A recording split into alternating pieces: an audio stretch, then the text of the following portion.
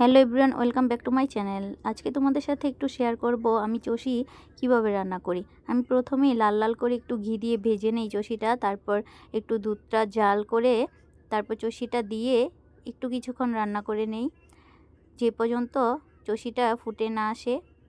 তারপর রান্না করার পর আমি একটু কাজু বাদাম দেবো, সেটাও কিন্তু ঘি দিয়ে ভেজে রেখেছিলাম। দেখো আমার চষিটা ফুটে এসেছে, তারপর কিন্তু আমি স্বাদ মতো চিনি দিয়ে দিয়েছি আর হরলিক্স দেবো সাথে।